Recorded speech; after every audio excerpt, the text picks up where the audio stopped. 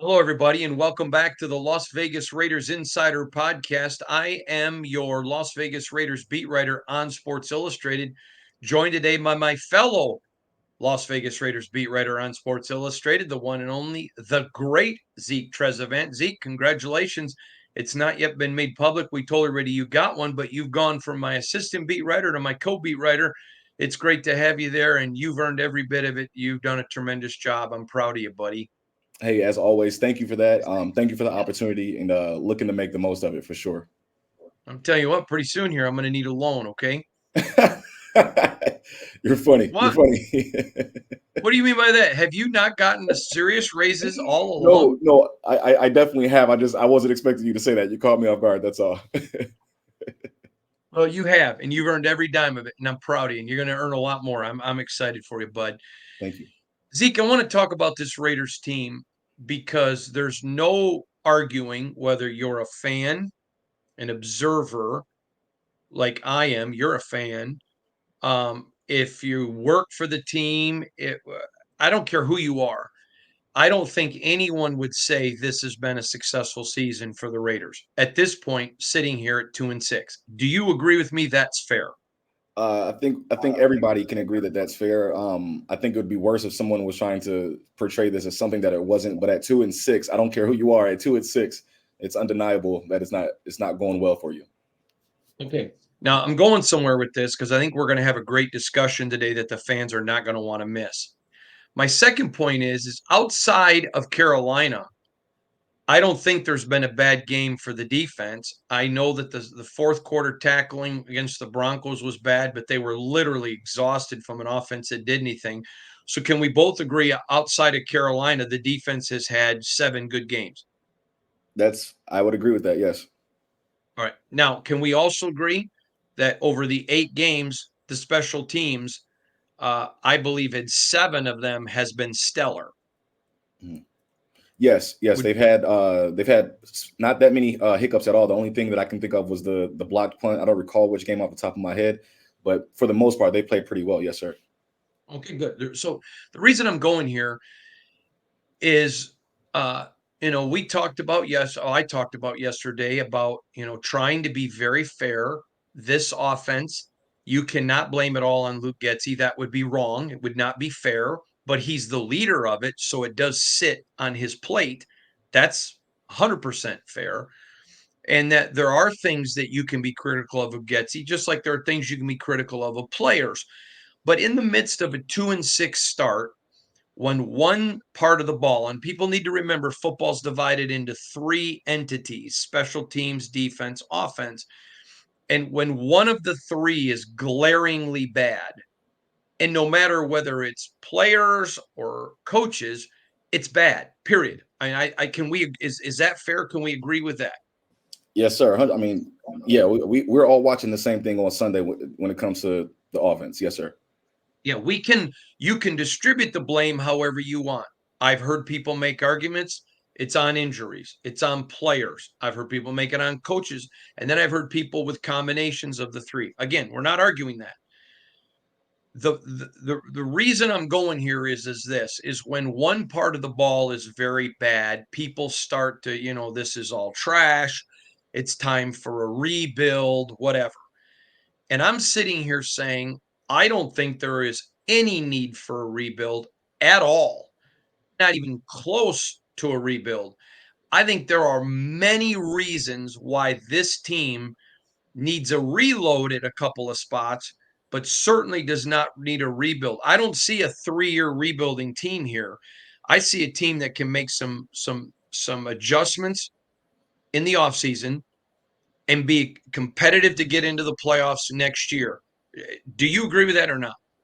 Listen, I firmly agree with that. And that's kind of the what makes the situation so tough, right? Is that there's so many different angles to it. But I also think the word rebuild kind of gets thrown around very, very loosely.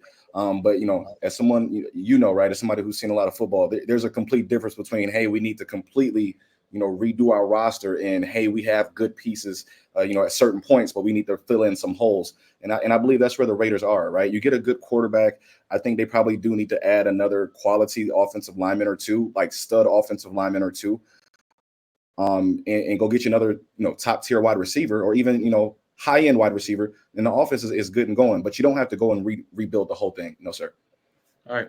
So we're gonna talk today about several reasons that prove our point. And I think it's important. Listen, we're not Pollyanna here. We're not going to pretend.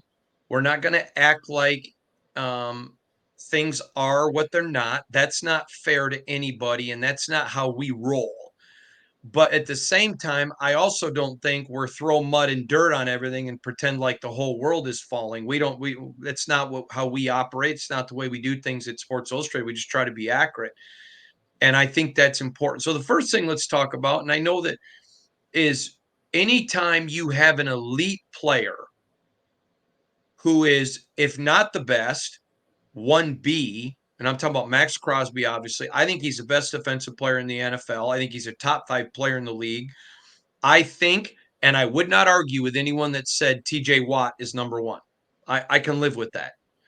I think it was Myles Garrett that Luke Getsy said was the best. I disagree with him. Wasn't it? You were sitting next to me. Wasn't that Luke Getsy that said that? Yes, that was Luke Getsy, and yes, that was Myles Garrett. Yes, sir. I remember you and I both looked at each other like, all right, that didn't make a lot of sense, but okay, he's entitled to his opinion. But anyways, I know there are people that would make arguments for Myles or others, and I think they're good, but they ain't the best. I think TJ and Max. So anytime you have a player like that who is not even in his prime yet, he's not even in his prime. So even if you did go into a full 3-year rebuild, he's not on the table because he's an elite player in the league. In 3 years, when you're ready, he's going to be the best. You would hope one of your draft picks would be as good as him, and you already got one. So let's just start with Max Crosby, and we're going to get into a lot because there's a lot of reasons on this team. This is a stud player, a great player. And when you're looking at something to have that kind of a guy, does it get any better than him?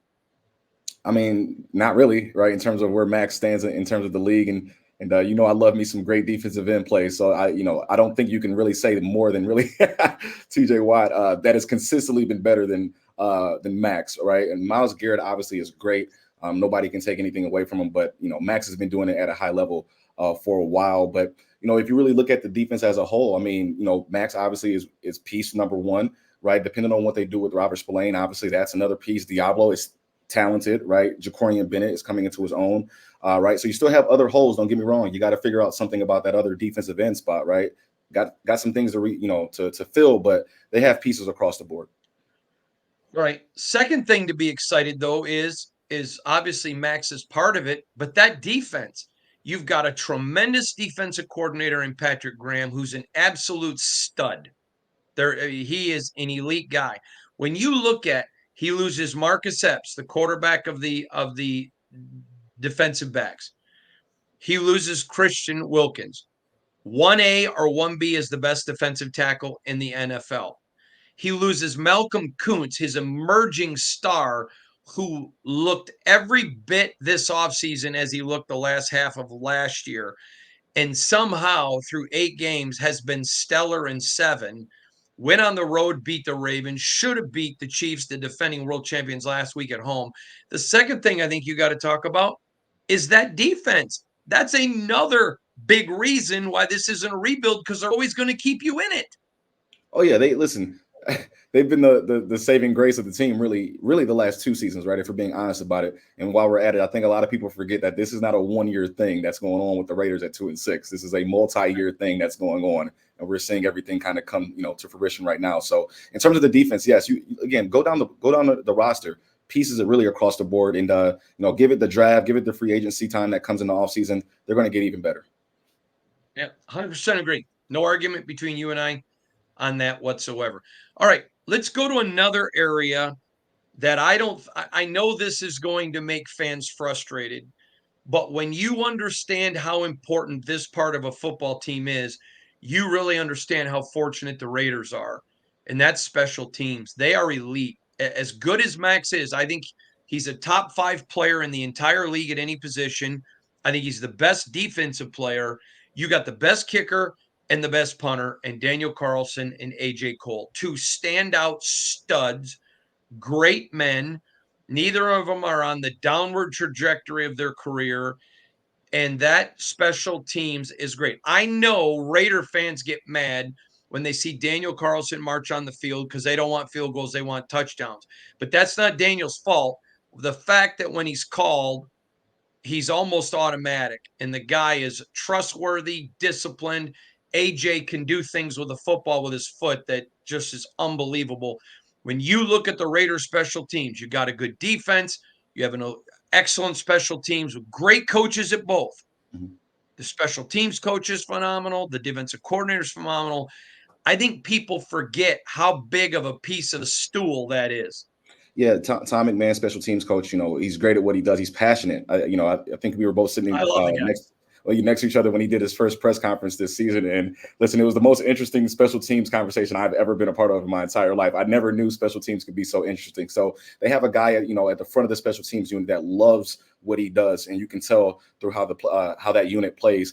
In terms of AJ, obviously he helps flips the field, and then Daniel, right? It's nothing sexy, but he's consistent, right? And it's to the point where if Daniel misses, he's so automatic that if he misses a field goal, you start to kind of get worried about how the rest of the game is going to go. That's how used you get to seeing him make a field goal. So great special teams unit for sure.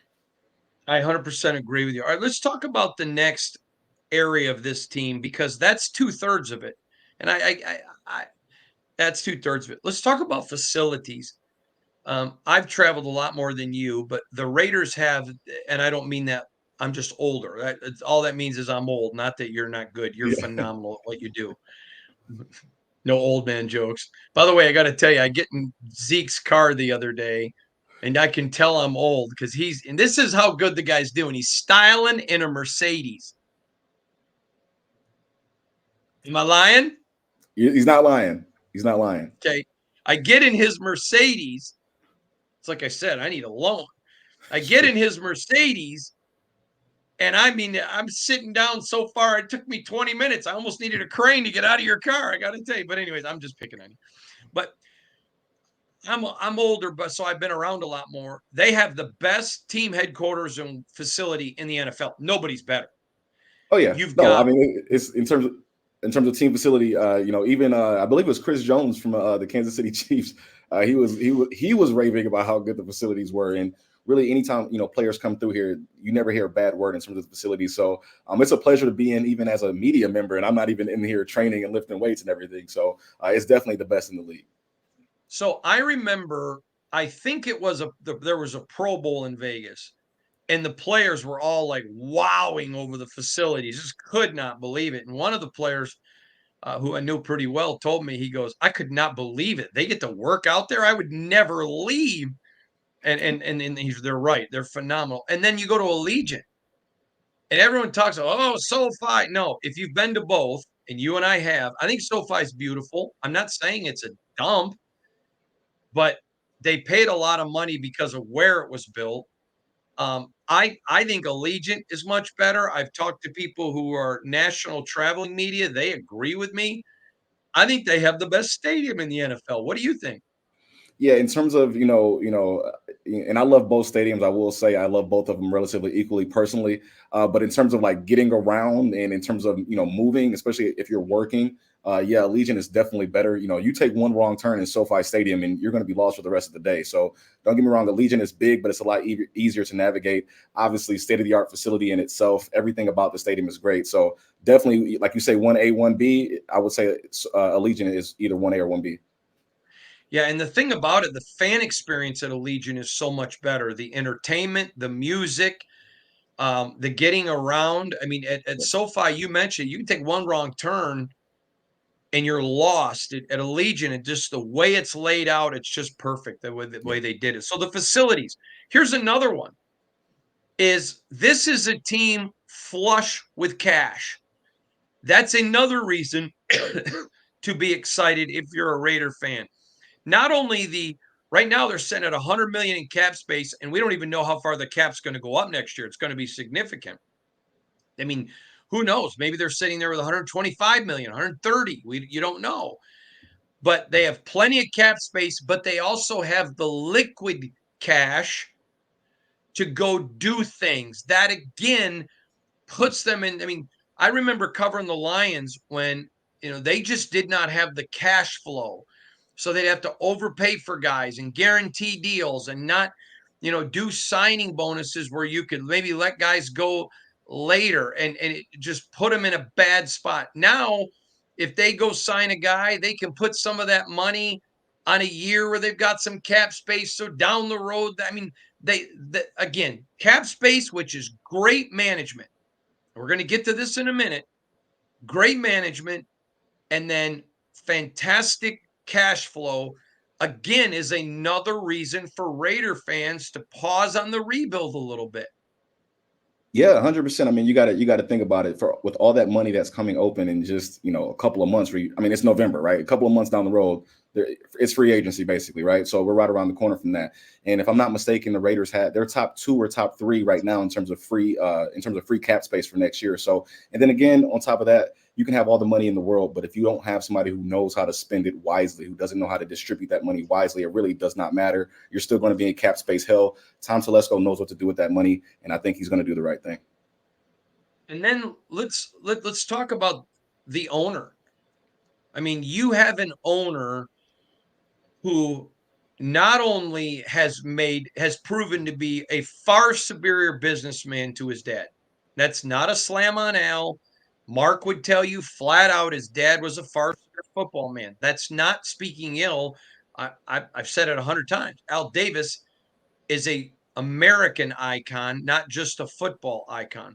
But Mark Davis, the fact he got the team moved with no lawsuit, got him the deals for the training facility, for the stadium, that he's gotten this team to a place fluid and liquid with cash, and the fact that he's willing to spend it.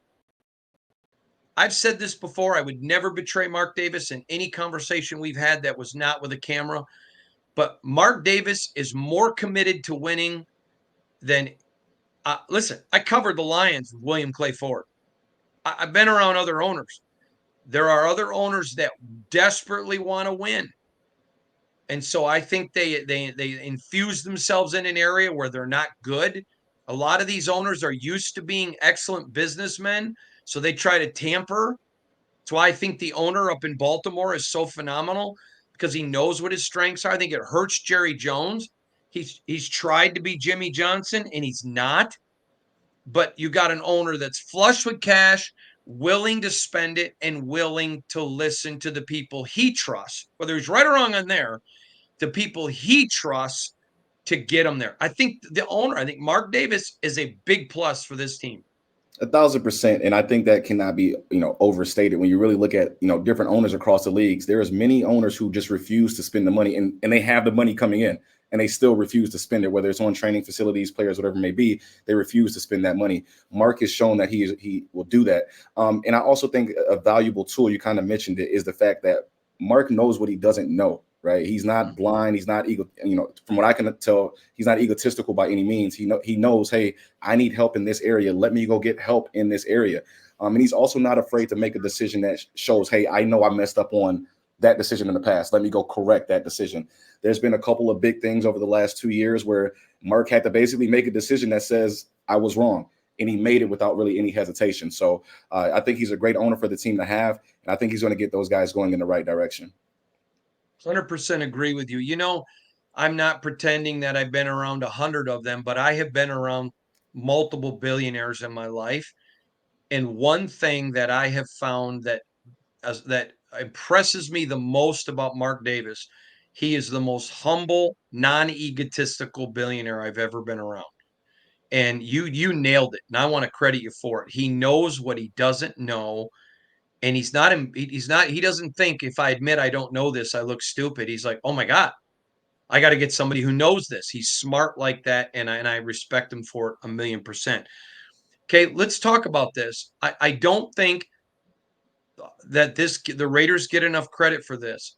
I have said publicly that Dave Ziegler should have went to Mark with Josh or without Josh and said, I need a clear delineation.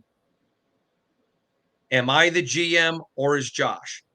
Because Josh hired him, That was the dynamic. Now, Mark has come out and said to Sean Reed of The Athletic, and Sean's a terrific reporter, whether or not Dave knew he was the boss, he was. So I believe that. I've never found Mark Davis to be anything other than completely truthful. I don't think he's a liar in the least bit. So if Mark says that, I 100% believe him. I would believe personally that Dave probably regrets not having that conversation.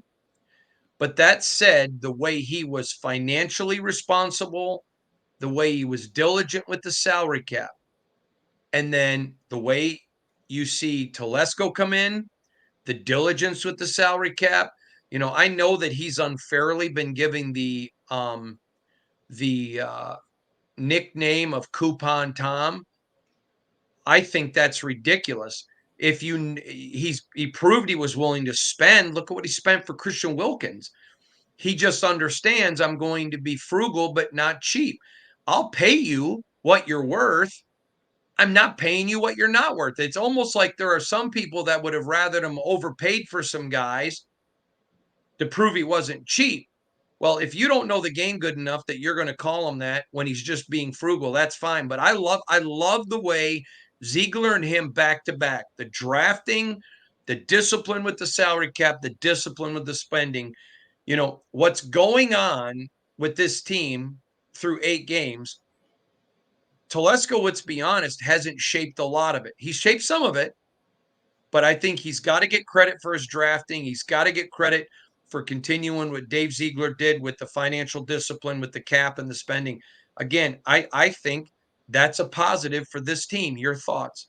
Yeah, I think just because you have money, you don't have to spend it, right? And you definitely don't have to spend it in an unwise manner. Which, if you ask me, as a general manager that does not spend the money wisely that's one of the worst traits you can have, right? Because it doesn't matter who you get, you're spending it in a bad way, and the team always hurts because of that. So I think the fact that Tom is wise with the money is going to go a long way. And you got to think you always need some money to have moves down the road. You never know what kind of injuries are going to happen, things of that nature. You always got to be prepared. So you always got to make sure you take care of the money, and I think Tom's going to keep on doing that. Now I want to turn to a little bit of a different subject. This is our seventh reason for optimism. And remember, we're not pretending there isn't stuff to fix. We're not pretending there ain't some patches in the plaster that needs to be repaired or some drywall repairs. But we're trying to explain to people this is not a tear the house down to the studs and rebuild. This is, hey, we need to fix some things, but the Raiders got a lot of reasons to be optimistic here. Let's talk about youth. There are a lot of young players. You still got Jack Jones with a year left. You still got look at Jacorian Bennett, second year in his deal. You look across this team, there's a lot of young players. You got 5 legitimate young offensive linemen. Let's look at him. Dylan Parham, other than when he's injured, has started every game of his career. That's a solid building block. You look at Thayer Mumford, 7th-round pick, still in a rookie deal. That's a guy, Zeke, that has proven to play well. There's a commodity there.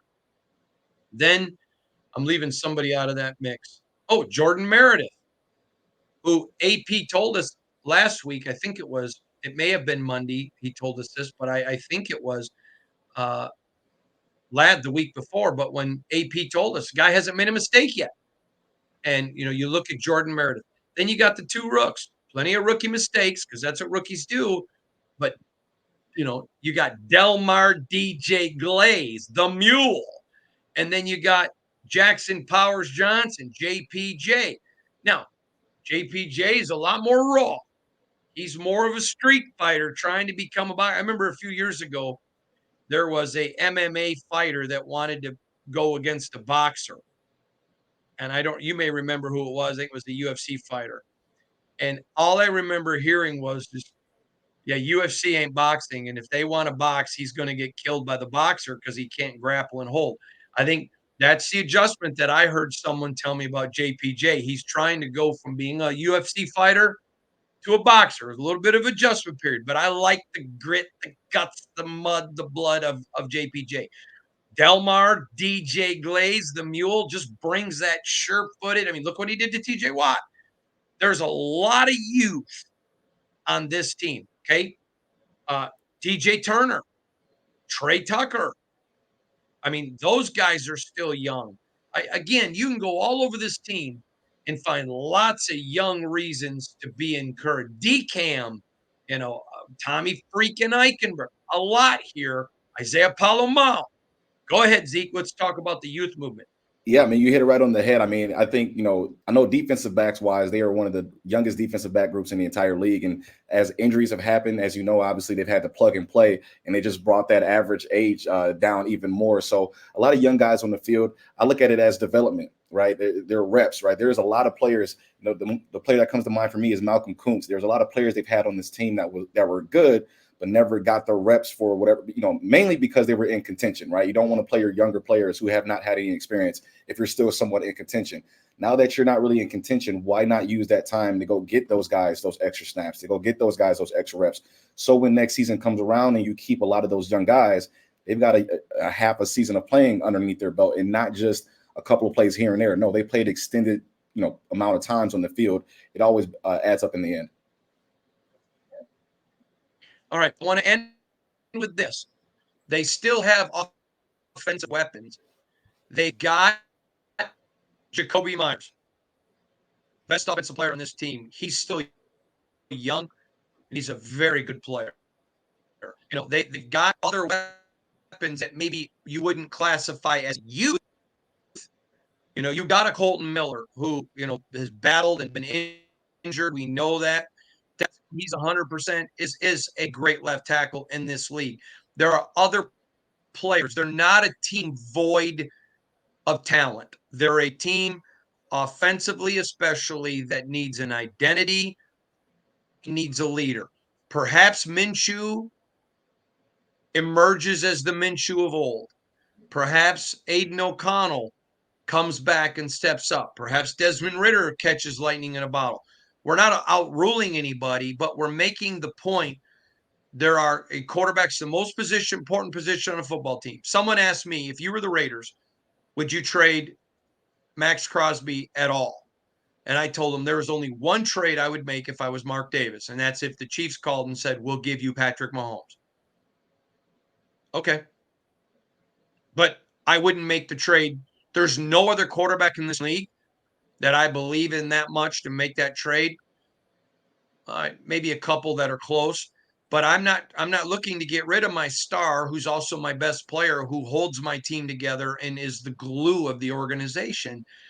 And I that's why, when you don't mention a Jakobi, when you look at a Zamir, what he did after AP took over last year, they're not using him the same way this year, so he's not as effective. But you look at an Alexander Madison, there are weapons on this team. Are there not, Zeke? Yeah, I think so, right? And I think, again, that's the tough part. Sometimes it would be easier if there were just no weapons, there was no talent, and it's just a bad team, right? You're not frustrated when bad players play badly.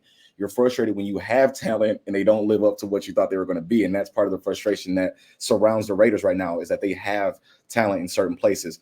However, in the visual I just gave you a moment ago is like, imagine a puzzle, and you have some of the puzzle filled in, but you have holes other places in the puzzle. That is what the Raiders are right now, right? The pieces are there, but they don't have all of the pieces. And I think they just have to do a better job of getting the pieces and then developing those pieces in playing to those pieces' strengths. You mentioned Zamir White. I firmly believe the problem with Zamir, what's going on with him, is that it's a square peg, round hole. He just doesn't fit this scheme.